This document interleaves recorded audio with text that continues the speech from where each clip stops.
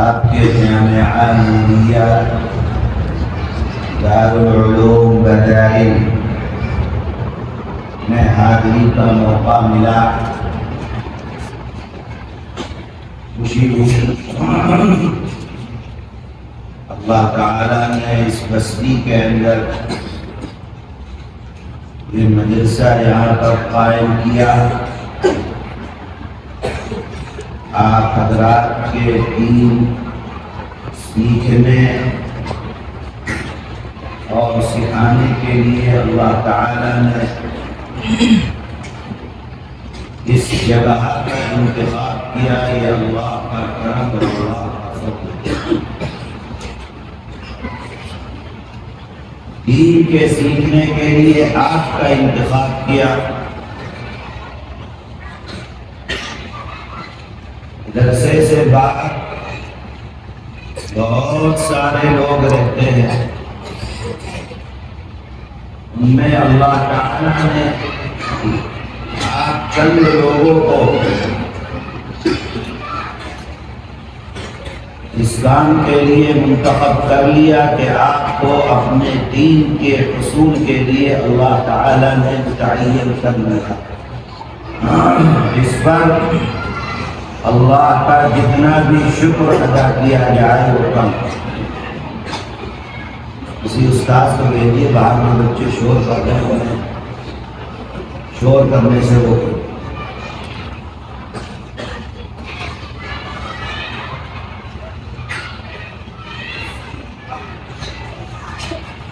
ہمیں آپ کے پاس آنا تھا. عصر کی نماز پڑھنی تھی، لیکن راستے میں ٹریفک کی وجہ سے کافی وقت لگ گیا، نہیں آ سکے. بہت لمبا کچھ بیان کرنے کا وقت بھی نہیں ہے. ابھی ایک جگہ آپ کے بعد پھر دوسری جگہ، پھر وہاں سے تیسری جگہ ابھی پروگرام میں جانا ہے. میں آپ سے صرف دو باتیں عرض کرنے آیا ہوں. آپ اور خاص طور پر وہ طلبہ جو یہاں علم دین حاصل کر رہے ہیں، ان دو باتوں کو اپنی زندگی میں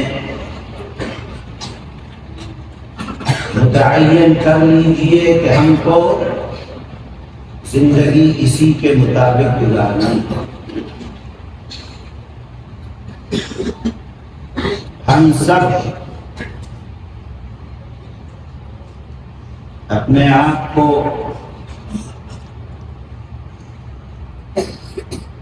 دیوبند سے اور علماء دیوبند سے منسلک بتلاتے ہیں. اسی نسبت پر ہم اور آپ دیوبندی کہلاتے ہیں.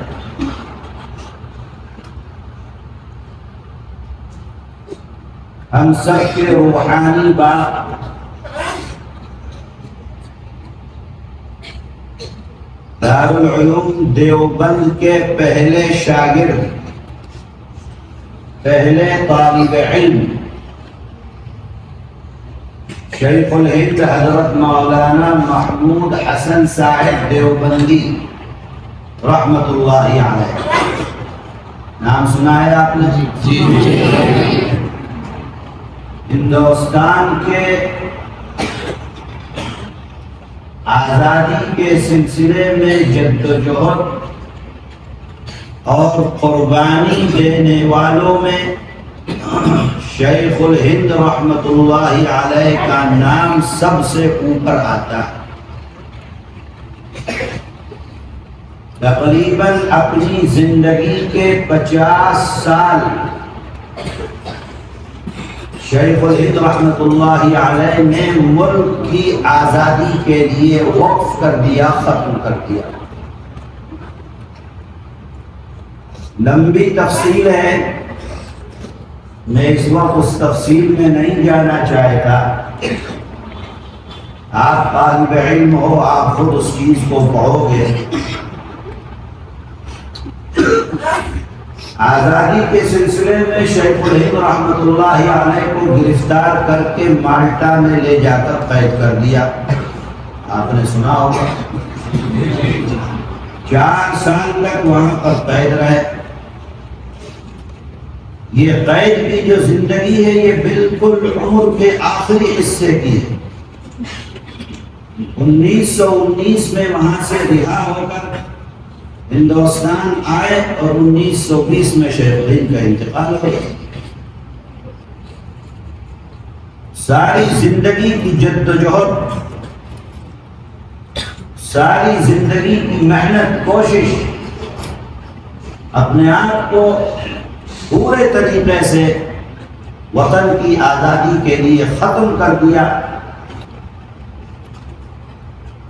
4 سال کی زندگی مالٹا میں گزار کر جب شیخ الہند ہندوستان تشریف لائے،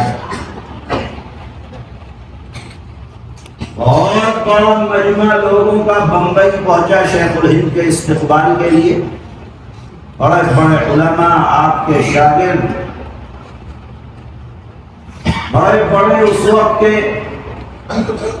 وطن کی آزادی کے لیے جو لوگ بھی جدوجہد کر رہے تھے، مسلمان غیر مسلمان، سب شیخ الہند کے استقبال کے لیے بمبئی پہنچے.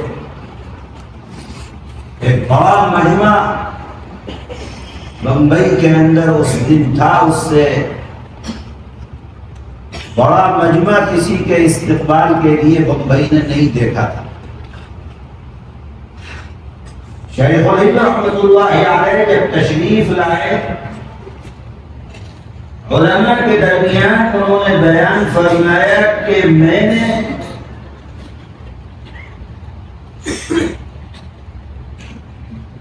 مالٹا کی کال کوٹری میں یعنی جیل میں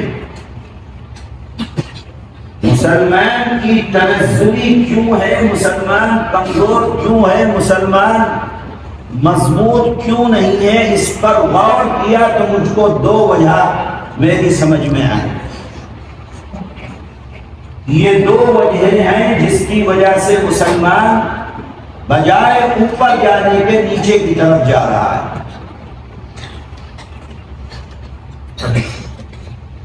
اگر مسلمان ان 2 چیزوں کو ٹھیک کر لے تو اللہ تعالیٰ اس کو عروج عطا فرمائیں گے. کہنے لگے کہ میں یہ عزم لے کر آیا ہوں جیل سے کہ اب میں اپنی ساری زندگی انہی 2 کاموں کے اوپر لگاؤں گا.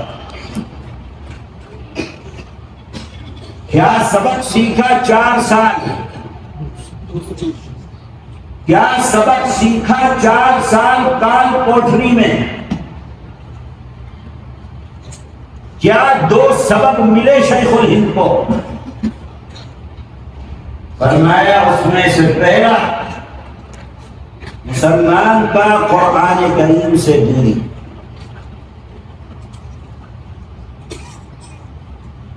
مسلمان ہے لیکن قرآن اس کی زندگی کے اندر نہیں ہے. مسلمان ہے لیکن قرآن اس کی رگ و ریشے میں جیسا قرآن اور قرآن پر عمل ہونا چاہیے، مسلمان اس سے خالی ہے.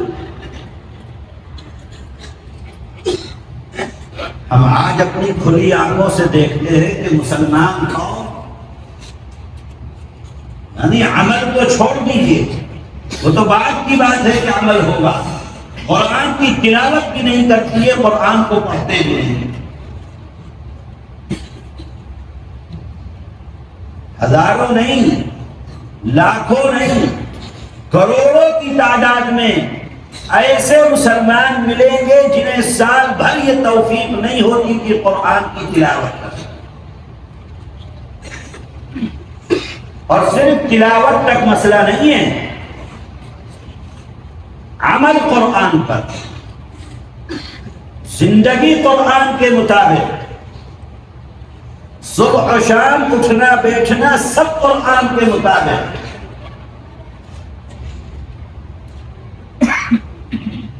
حضرت شیخ الہند رحمۃ اللہ علیہ فرماتے ہیں کہ پہلا سبب یہ ہے کہ مسلمان قرآن سے دور ہو گیا ہے، قرآن کو اپنی زندگی سے اس نے نکال دیا۔ میں یہ عزم لے کر آیا ہوں کہ ساری زندگی قرآن کی خدمت میں لگاؤں گا، قرآن پر عمل کرنے کے لیے لوگوں سے کہوں گا۔ ہم مدرسوں کے اندر پڑھ رہے ہیں، طالب علم ہیں، ہمارا مقصد پڑھائی کے بعد سب سے پہلا مقصد ہوتا ہے کس اچھے بڑے مدرسے میں کون سی بڑی کتاب ہم کو مل جائے۔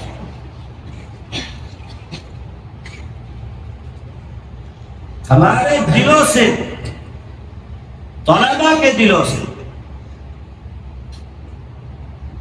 جو قال اللہ اور قال الرسول دن بھر کرتے رہتے، ان کے دلوں سے یہ چیز نکل گئی کہ ہم کو قرآن کی خدمت کرنی ہے۔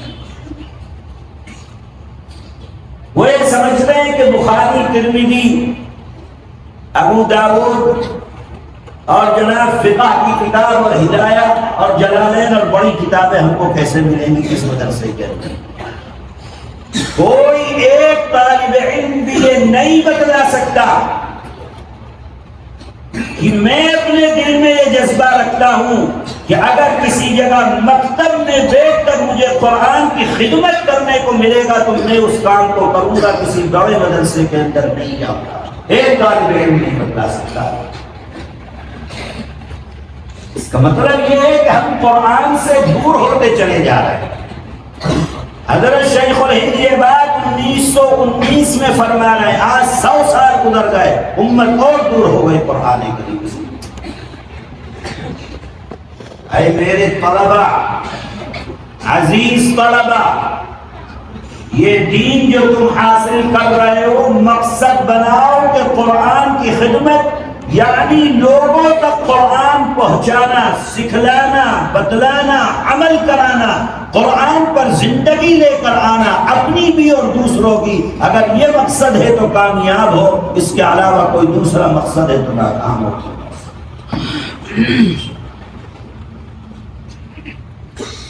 تو پہلا شیخ الہند رحمۃ اللہ علیہ جو سبق سیکھ کر آئے مسلمان کی بستی اور تنزلی کا،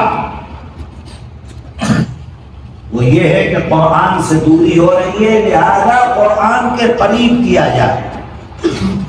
قرآن کی تلاوت، قرآن کو پڑھنا، پڑھانا، قرآن سکھلانا، امت کو قرآن پر لے کر آنا، امت کے درمیان قرآن کریم کے تعلیم کو عام کرنا اور ان کی زندگی کو قرآن کے مطابق بنانے کی کوشش کرنا۔ یہی شیخ الہند جذبہ لے کر آئے تھے، اسی جذبے کے ساتھ آج مدرسوں کے اندر تعلیم حاصل کر رہے کیجیے اور اسی جذبے کے ساتھ نکلیے۔ یہ نہیں کہ بڑے مدرسے میں ہم کو کتابیں مل جائے، مکتب میں، گاؤں میں، دیہاتوں میں جہاں کوئی نظم نہیں ہے قرآن پڑھنے اور پڑھانے کا، وہاں اگر خدمت کرتے ہو تو یاد رکھنا اللہ تعالیٰ اس دنیا کے اندر تم کو عزت، تمہاری آبرو، تمہاری حفاظت اور تم کو وہ بلند مقام عطا فرمائیں گے جو تمہارے بزرگوں کو اللہ نے عطا فرمایا۔ لوگ ماں کے پیٹ سے نہیں نکل کر آئے تھے۔ شیخ الہند ہو یا حضرت شیخ الاسلام ہو یا ان سے پہلے قاسم نانوتوی ہوں، رشید احمد، یہ سب گاؤں دیہات کے سے نکل کر آنے والے تھے۔ جیسے آج کسی گاؤں دیہات ایک عام ماں باپ کی اولاد تھے۔ قاسم نانوتوی کے بعد کون تھے بتاؤ؟ نہیں جانتے ہو؟ رشید احمد گنگوہی کے والد کون تھے؟ نہیں جانتے ہو؟ شیخ الہند کے والد کون تھے؟ نہیں جانتے ہو؟ کیوں نہیں جانتے؟ اس لیے کہ عام محراب سے، گاؤں سے، دیہات سے نکل کر یہ حضرات آئے انہوں نے علم دین حاصل کیا، اپنی زندگی کو قرآن کے لیے وقف کر لیا، اللہ تعالیٰ نے ساری دنیا کے اندر عزت اور آبرو کی حفاظت کی اور بلند کی۔ یہ طریقہ اپنانا ہوگا۔ دوسرا فرمایا کہ مسلمان کی تنزلی اور پستی کا سبب یہ ہے کہ آپس کی خانہ جنگی، آپس کی لڑائی، کوئی ایک آدمی دوسرے کو بڑھتا ہوا نہیں دیکھ پاتا۔ حسد، جلن، دشمنی، اگر معلوم ہو گیا کہ کوئی مسلمان آگے بڑھ رہا ہے تو بجائے اس کے کہ کوشش آگے بڑھنے کی ہو، خود بھی اس کو دھکیل کر پیچھے کرنے کی کوشش ہوتی ہے، نقصان کیسے پہنچایا جائے۔ یہ آج ہمارا معاشرہ بنتا ہے، اور یہ صرف عام لوگوں میں نہیں ہے، علماء کے درمیان میں بھی ہے۔ کوئی کسی دوسرے کو آگے بڑھتا ہوا نہیں دیکھ پاتا۔ اللہ تعالیٰ ہم سب کی حفاظت۔ میرے بھائیوں، میری نصیحت، بڑے بڑے لوگ آپ کے پاس آتے ہیں، آپ کو مختلف دین کے سلسلے میں نصیحت فرماتے ہوں گے۔